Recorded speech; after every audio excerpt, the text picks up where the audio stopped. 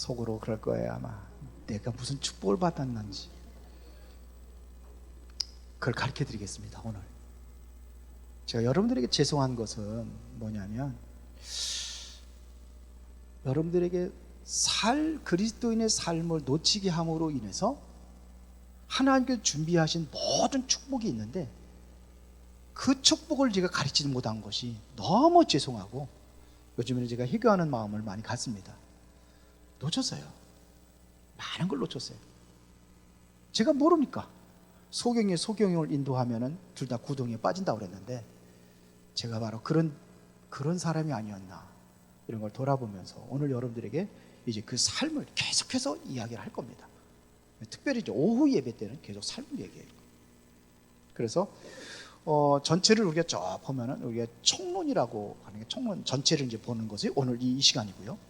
그 다음에 오늘 오후부터는 계속해서 강론, 구체적으로 그 삶에 대해서 가르쳐 드리면 그 삶 속에 여러분들이 하나님께 준비한 풍성한 엄청난 축복이 있어요. 그 축복을 누리도록 그렇게 하겠습니다. 왜 그러냐?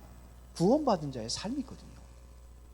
우리 여러분들 한번 성경 찾아보려면 찾아보시고 자막에 나올 겁니다. 로마서 1장 16절입니다. 자, 여기에 보면 내가 복음을 부끄러워하지 아니하노니 이 복음은 모든 믿는 자에게 구원을 주시는 하나님의 능력입니다. 구원이 어디서 나옵니까? 복음을 통해서 이게 구원을 얻는 겁니다.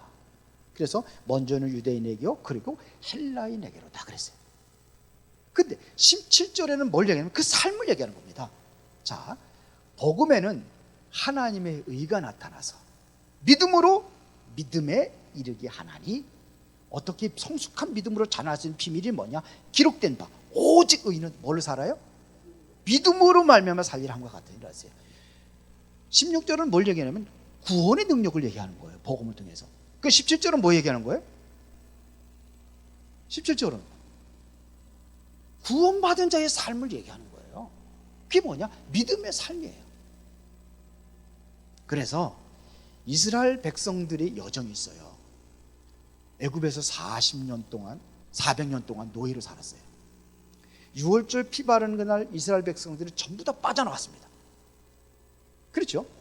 근데 나왔는데 엄청난 장애물을 만납니다. 그게 바로 홍해입니다. 그리고 이스라엘 백성들이 홍해를 건너잖아요. 홍해를 건넌 것을 고린도전서 10장, 이걸 한번 찾아봅시다. 고린도전서 10장 1절 2절 한번 보겠습니다. 제가 이거는 안 띄워줬기 때문에 한번 봅시다.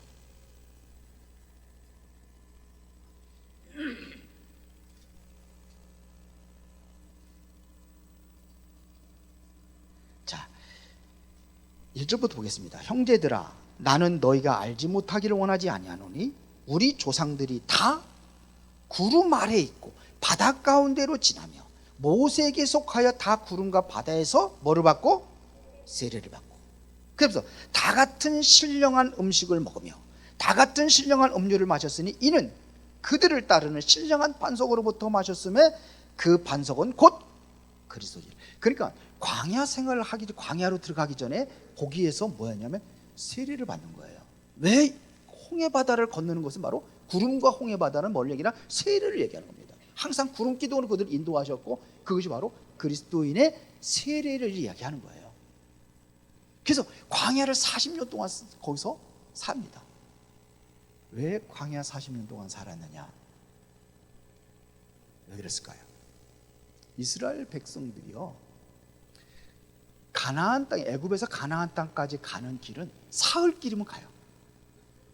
그런데 광야 40년은, 광야는 뭐냐면 이스라엘 백성들에게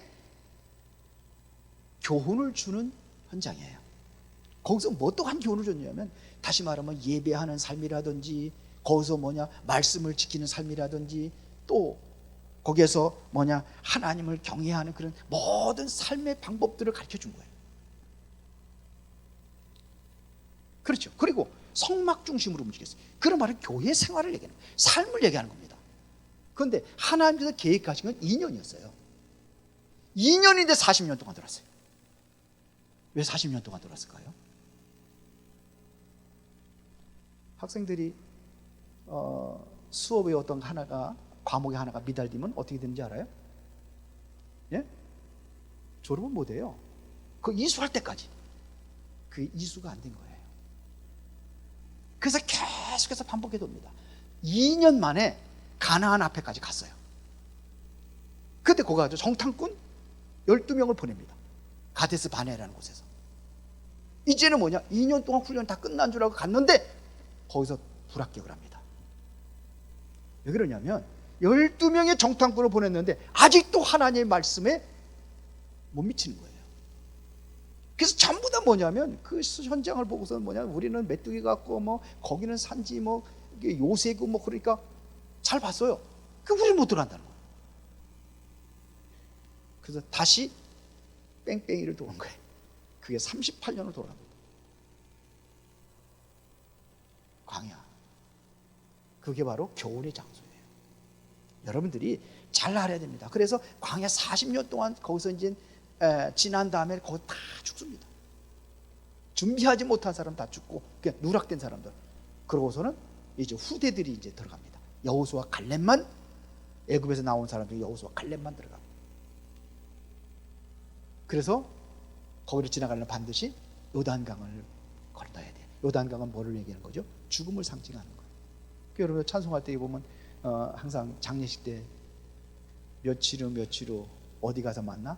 요단강 건너가 만나니. 그래서 가나안 땅에 들어요. 가나안은 뭘? 천국을 묘사하는 거예요. 천국을 상징하는 겁니다. 이렇게 가는 겁니다. 이게 여정입니다. 여기서 광야 생활이에요. 그러면 왜 광야에서 40년 동안 이 사람들이 고생을 해야 되는 이유가 뭐냐? 왜 그랬을까요? 왜 계속해서 그 교육을 시키는 이유가 뭐냐? 왜 그랬을까요? 오늘 6절에 보니까 이렇게 기록하고 있습니다. 네 하나님 여호와의 명령을 지켜 그의 길을 따라가며 그를 경외할지니라 그랬어요. 하나님을 명령을 따라 말씀을 붙잡고 그를 경외하는 삶을 살아가기 위해서요. 그러면 하나님께서 이렇게 할 때에 어떤 복을 줄 것이냐? 신명기 28장 1절부터 6절에 보면 여러분들이 많이 하는 거예요. 자 봅시다. 내가 내 하나님 여호와의 말씀을 삼가 듣고 내가 오늘 내게 명하는 그 모든 명령을 지켜 행하면 내 하나님 여호와께서 너를 세계 모든 민족에 뛰어나게 하실 것이라. 내가 내 하나님 여호와의 말씀을 청종하면 그 모든 복이 내게 임하며 내게 이르리.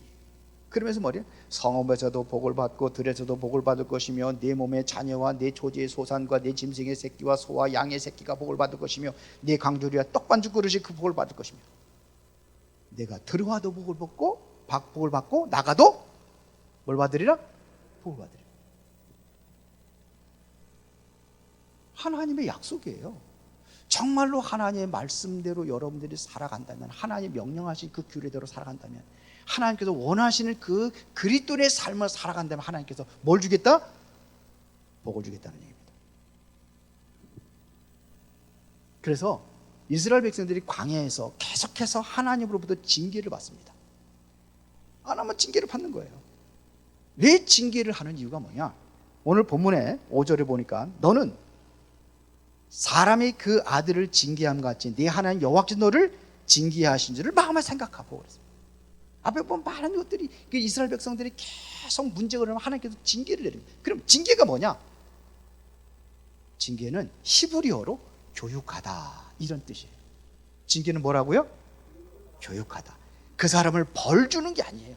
징계는 교육을 하는 겁니다. 이 교육이 안 돼서 40년 동안 이스라엘 백성들이 40년 동안 거기서 고난을 당하는 거예요. 쉽게 말하면 F학점 맞았어요. 이것 때문에 교육이 안 되는 겁니다. 그래서 히브리서 12장 5절에 보니까 그 징계를 경히 여기지 말라 그랬어요. 히브리서 12장 5절 6절 한번 보겠습니다.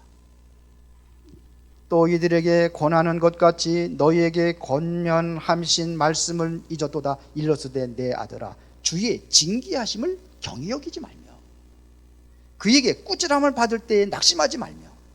근데 5절에 보니까 6절에 보니까 주께서 그 사랑하시는 자를 징계하시고. 누구를 징계해요? 징계를 받을 때마다 하나님 나를 미워하고 하나님께서 왜 내게 저주하느냐고. 어떤 분은 그러는데 내가 암병이 걸렸는데 하나님이 왜 내가 그동안에 열심히 봉사하고 충성하고 다 했는데 내가 암병이 걸립니까? 징계예요. 사랑하기 때문에 징계를 주시는 겁니다. 맞아요?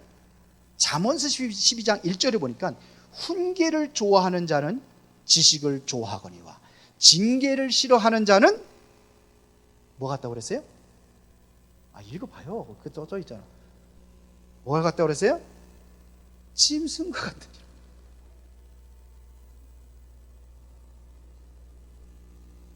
제가 얘기하는 게 아니라 하나님 말씀이에요. 그래서 징계라는 것은 바로 하나님의 도구예요. 우리를 바른 길로 인도하기 위한 하나님의 도구예요. 맞죠? 요즘에는 아이들 때리면 큰일 나는데 옛날에는 호초리 가지고서 해초리 가지고서는 뭐 이렇게 종아리도 때리고 손바닥 때리고 그랬어요. 그게 징계예요. 그게 교육이에요. 교육의 채찍이에요. 그래서 하나님께서는 이스라엘 백성들에게 그런 징계를 내리는 거예요. 벌을 내리는 거예요. 오늘도 마찬가지입니다. 우리를 광야 생활은 40년도 광야 생활은 교회 생활을 얘기하는 거예요. 그게 교회입니다. 교회. 우리의 삶은 교회 중심의 삶이 되어지는 거예요. 그래서 암병이 걸리고 어떤 사람은 가난이라는 것 때문에 이게 어떻게 보면 이게 하나님의 징계로 봐야 돼요. 이 저주라고 보는 게 아니라 하나님의 징계로 봐야 되는 거예요. 어떤 사람은 계속 삶의 실패를 해요.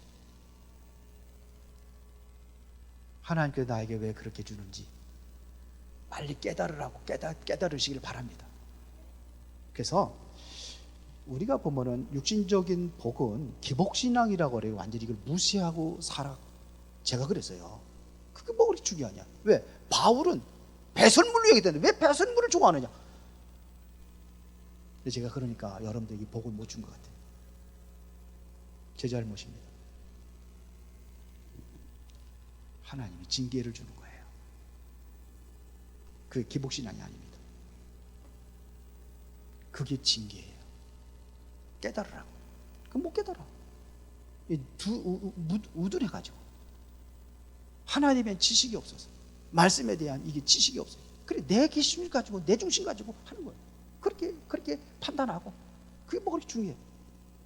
영적인 것이 우선이지. 영적인 거 우선은 맞아요.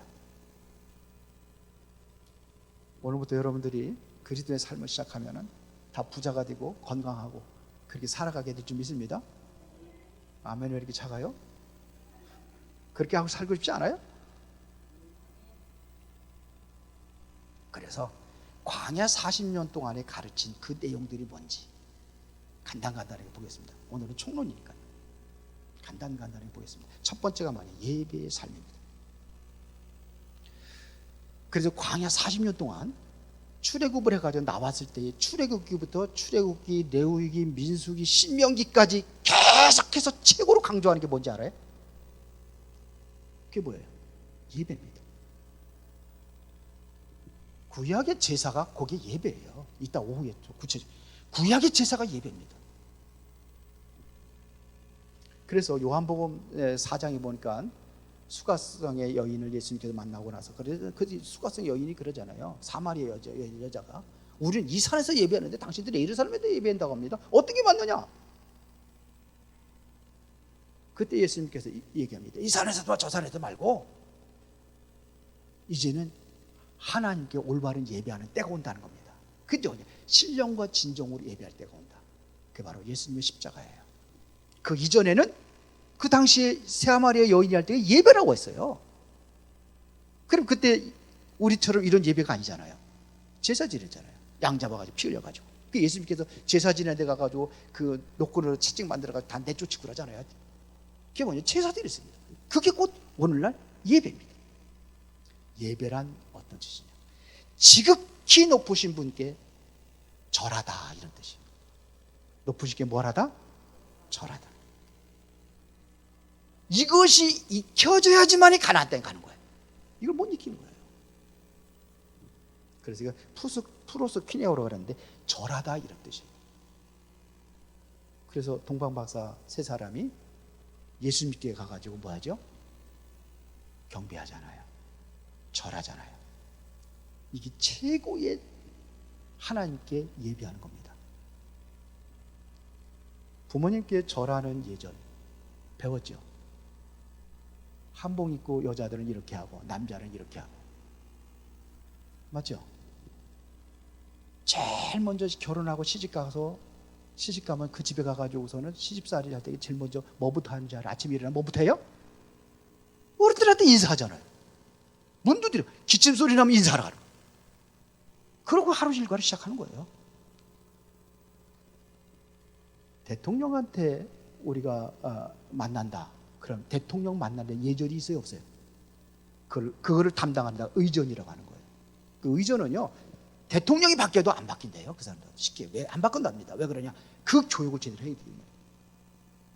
그래서 미국의 대통령이 올 때에 그 의전하고 그거 하고, 그를 맞이하는 거 예절하고, 저 어디 그 바누아투에서 들어오는 대통령과 만나는 거하고 달라요, 예절이. 그 우리는 누구한테 예배하는 거예요? 하나님께 예배하는 거예요. 거기에 우리가 절하는 겁니다. 이게 예배예요. 이따 오후에 좀 자세히 얘기하겠습니다. 높은 사람일수록 점점 까다로워요. 이게 굉장히 중요한 겁니다, 예배가. 그럼 높은 분한테 예배하는데 아무렇게나 맨밤단다를 입고 오고, 제가 그렇게 안 가르쳐가지고 죄송합니다. 어른들 만나는데, 인사하러 가는데, 하나님께 예배하러 가는데 그렇게 오면 되겠어요? 고쳐야 돼요. 저 어렸을 때 신앙생활 할 때 보니까 어른들 보니까 헌금하는 것도 다리 위로 달아가지고 하더라고요. 경외하는 마음이 달라요. 바꾸시기 바랍니다. 하나님께서 우리 인간을 창조하신 창조의 목적이 뭔지 알아요? 이사야 43장 7절에 봅시다. 예배라는 것은 그분을 경외하는 겁니다. 지극히 존귀한 분께, 그분께 예배하는 것이 바로 찬송으로도 할 수 있고, 우리가 모든 것들을 다 할 수 있어요. 그림 잘 그리냐, 그림으로 예배할 수 있어요. 그분을 높이는 겁니다. 다 같이 봅시다. 시작. 내 이름으로 불려지는 모든 자, 곧 내가 내 영광 위에 창조한 자로 오게 하라. 그를 내가 지었고 그를 내가 만들었느니라. 43장 21절에 보니까 이 백성은 내가 나를 위해 지었나니 나를 어떻게 하게? 찬송하게 하라. 이게 예배예요. 하나님께 우리 인간을 창조하신 목적이 뭐냐? 예배를 위해서 창조하신 겁니다. 우리를 구원하신 목적도 그거예요. 왜 우리를 구원하신 이유가 뭐냐? 이따가 오후에 좀 자세히 얘기해요. 여기서 다 하면 안 돼요. 예배를 위해서요. 바울은 그렇게 고백했어요. 에베소 1장 6절, 그 다음에 12절, 14절. 우리를 구원하신 분이 뭐냐? 하나님을 찬미하기 위해서, 예배하기 위해서. 그러면 우리가 예배를 통해서 우리가 얻을 것이 뭐냐 이거죠. 예배는요, 복 주시기 위해서 주신 겁니다. 뭐 하기 위해서? 복 주기 위해서. 그런데 예배 실패하니까는 하나님의 축복 받아 누릴 수 있어요, 없어요? 못 누리잖아요. 예배도 내 생각대로 다 판단해가지고 이렇게 해가지고, 그러한 그 잔머리 예배는 잔머리 굴리는 게 아니에요. 그렇게 드리는 게 아니에요. 근데 우리 그렇게 하고 있잖아요. 그래 복 못 받는 거예요. 예배는 두 가지가 있어요. 형식적인 예배, 그리고 의식적인, 우리가 모여서 함께 이렇게 해서 형식을 갖추어서 드리는 예배가 있습니다. 그래서 엘리야가 뭐부터 하느냐면요, 3년 6개월 동안 가뭄이 들어가지고 재앙이 내려졌어요, 이스라엘 나라에. 맞죠? 왜 그랬습니까? 엘리야가 고백을 했어요. 뭐냐? 하나님의 언약을 버리고 제단을 완전히 무너지고. 그래서 엘리야가 하나님께서 네가 어찌 여기 있냐, 여기 내가, 그래서 선지자들 다 죽고 나만 남았습니다. 왜 재앙이 내려진지 알아요? 예배 실패한 거예요. 3년 6일 동안 기간이 들어가가지고 완전히 가물어서 먹을 것이 없을 정도로 왕이 물 찾으러 다니잖아요. 그 당시에 아합 왕이 그게 만드는 거예요. 그때 하나님 앞에 제일 먼저 엘리야가 뭐 하는지 알아요? 갈멜산에서 450명의 그 바알 선지자들과 그 영적인 대결할 때 뭐부터 합니까? 무너진 제단부터 다 수축을 하잖아요. 그러고 거기다 제단에다가 뭐냐면 그 양을 잡아가지고 올려놓고 하나님께 기도할 때에 불이 내려가지고 제단을 살려버리잖아요. 그러고 나서 엘리야가 기도할 때 어떻게 하냐, 3년 6개월 동안 비가 내리지 않는 그 땅에 비가 내리기 시작합니다. 그게 예배예요.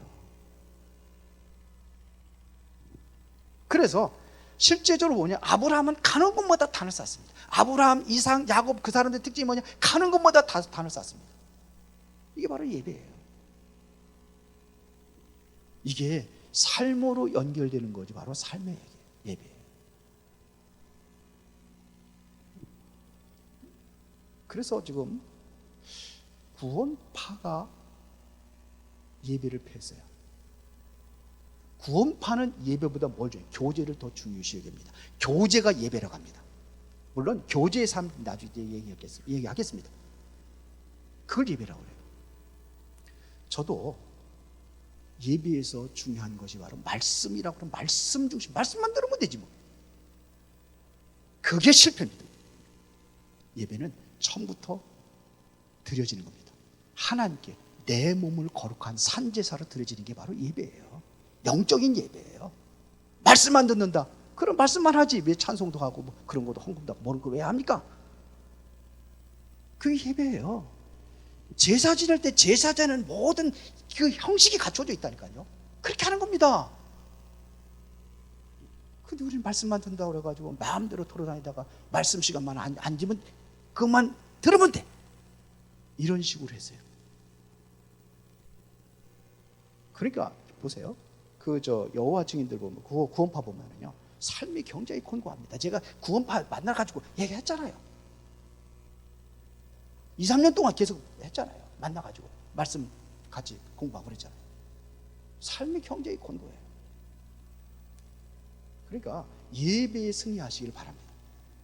두 번째는 뭐냐면 말씀의 원리를 따라가는 삶이에요.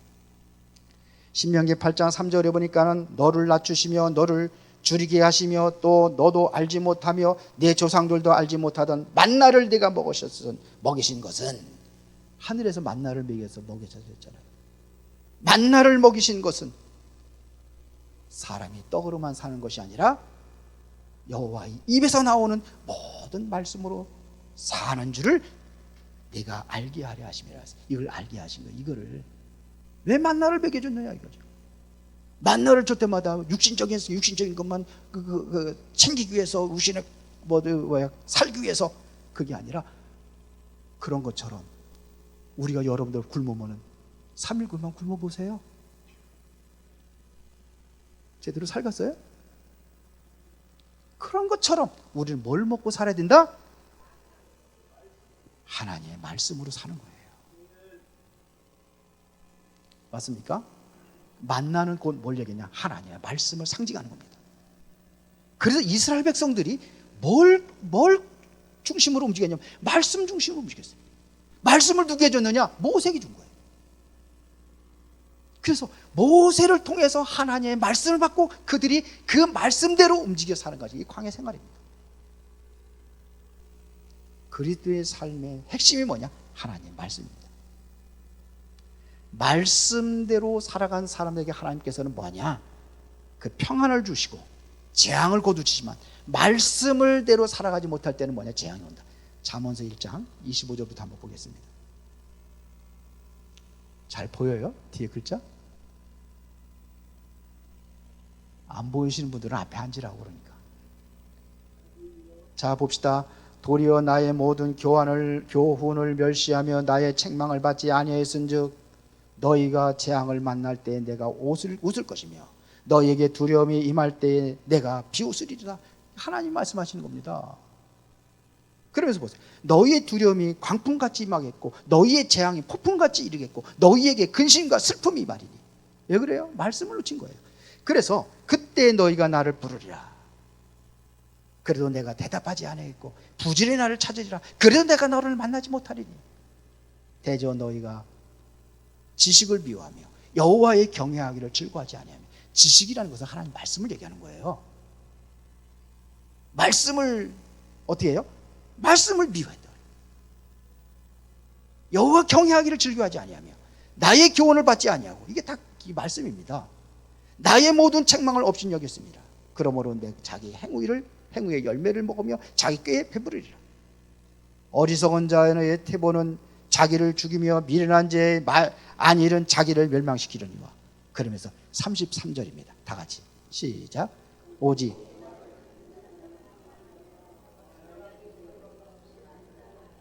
하나님의 말씀을 듣는 자는 어떻게 돼요? 평안히 살며 재앙의 두려움이 없어서 안전하리라.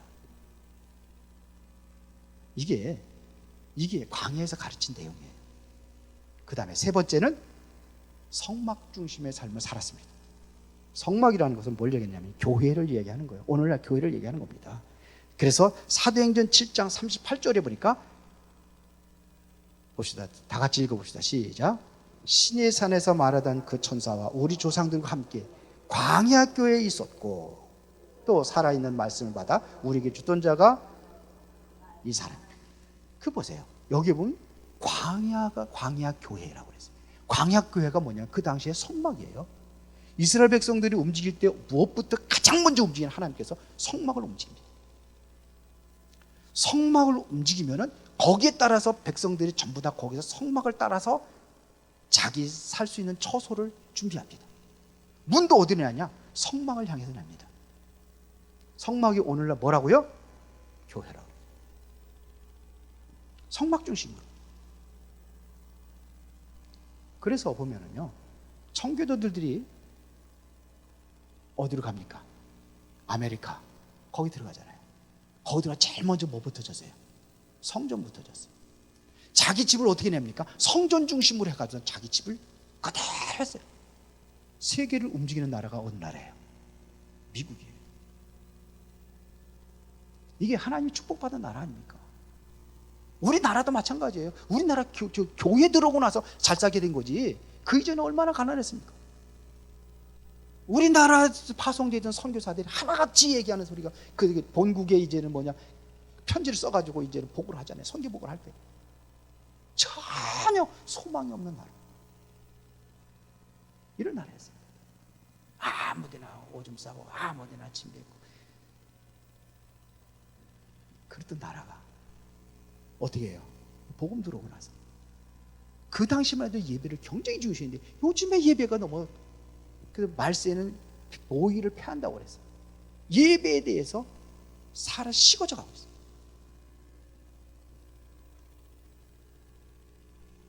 교회 중심의 삶. 에베소 1장 22절 23절 보겠습니다. 또 만물을 그의 발 아래 복종하게 하시고 그를 만물 위에 교회의 머리로 삼으셨느니라. 교회는 그의 몸이니 만물 안에서 만물을 충만하게 하시는 이에 충만합니다. 교회는 그의 몸이에요. 예수님은 머리가 되시고 우리는 몸이 되는, 육체가, 우리는 몸이 되는 겁니다. 만물 안에서 만물을 충만하게 하시는 이에 충만합니다. 교회는요, 만물에 충만한 복을 주는 거예요. 교회를 통해서. 시간이 많이 가니까. 그리고 체험의 법칙이 있어요. 여러분들이 잘 알아요. 교회가 풍성해야 여러분들이 풍성해지는 겁니다. 그래서 말라기 3장 10절 한번 보겠습니다. 그리고 여기에 보면은요, 이렇게 하면 이렇게 하겠다는 약속이에요. 말라기 3장 10절 다 같이 시작. 다 같이 시작. 만물의 여호와가 이르노라.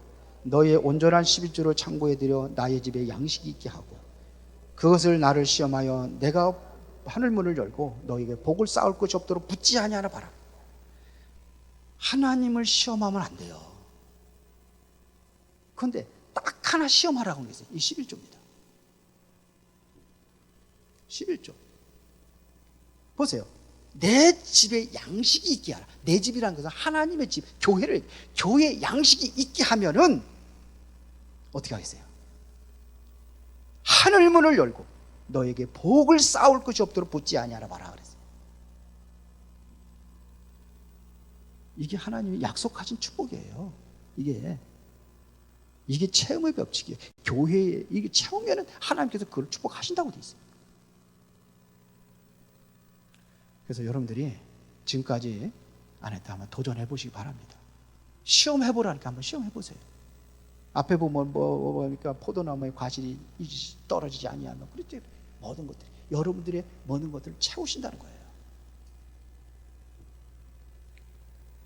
옛날에 제가 들은 얘기인데요. 농사를 짓고 있는데 교회 앞에 이제 논들이 쫙 있습니다. 근데 밑에부터 뉴스가 벼멸구가 올라온다. 벼멸구 뭔지 알아요? 멸구 병이 아니라 그게 벌어집니다. 벌어져 밑에 갉아먹으면 시커멓게 돼가지고 완전히 곡식 다 죽어버려요. 벼가. 벼멸구 올라온다는 소리가 있어가지고 이 사람이 목사님을 찾아갔대요. 집사님이. 목사님, 11조를 드리면 하나님께서 황충을 금한다고 하지 않습니까? 황충을 금한다고 되세요. 말라기 3장에. 나중에 찾아보세요.